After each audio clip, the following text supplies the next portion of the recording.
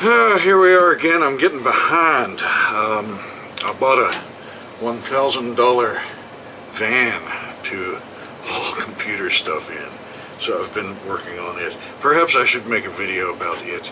It's very, let's just say that I almost accidentally grew a mullet driving it home. It's pretty bad / good.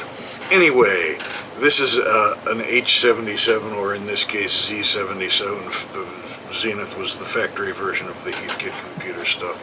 Rather than a kit, this is a Z77 disk drive enclosure. I think this was actually for some of the later machines, but I'm going to use it with the H8 because the H17 has the drives oriented horizontally, and that'll be better for the front panel of the new Q probe on the H11. So, just mixing things up a little bit. I got this from Satinsky at the last Tandy assembly, and I don't think I've ever had it apart, so this will be an interesting thing to look at. I'm pretty sure this is a single-sided drive, looking in, so I'll probably just leave that in there to fill the space, and then put two half-height direct drive 360K drives in here, and maybe wire this up as drive 3 or something like that. I don't know, we'll see once we get it open. I'm assuming that it's almost definitely got a great big linear power supply, just like all the rest of this stuff. Alright, yeah, great big linear power supply based. It's set to 120 volts, so YOLO, I guess. If it blows up, it's just capacitors and regulators, which I've got plenty of, right? Let's see here.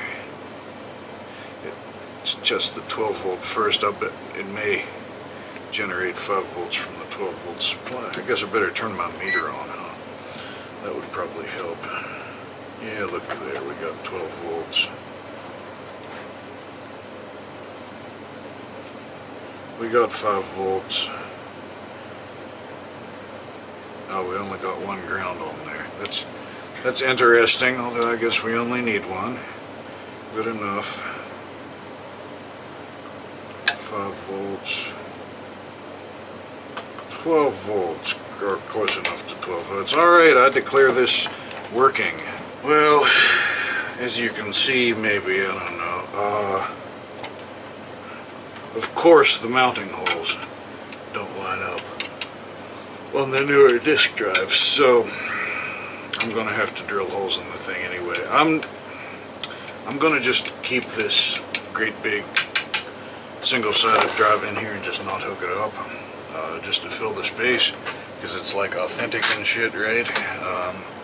But those two are going to be DS0 and DS1. I was gonna jumper this one to DS2 and just plug it in anyway, but I'd have to crimp another thing onto the cable, which I could do. That's no big deal. But the biggest pain in the ass is this thing uses one of those punch blocks that you punch the links out of, and you know it's been punched for the DS1 already, so I'd have to stick wires down in there and fuck around. So fuck it.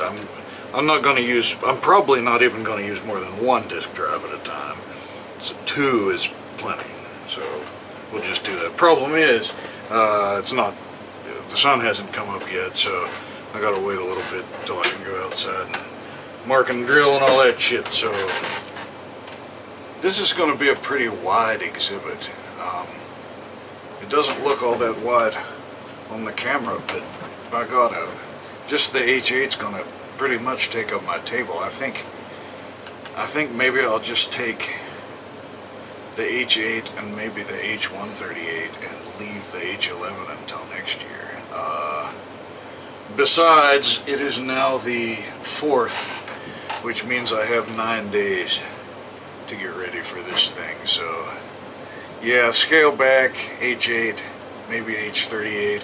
If not the H38, then like the TRS-80 Model 4P or something like that. It's easy to write discs out for. It's going to be a pain in the ass to write these out. But we'll talk about that later. Anyway, I gotta go do some other stuff today, so try to fix this disk drive, finish fixing this disk drive unit this evening. Maybe make another different video about that. I'm gonna go ahead and upload this thing. Okay, bye.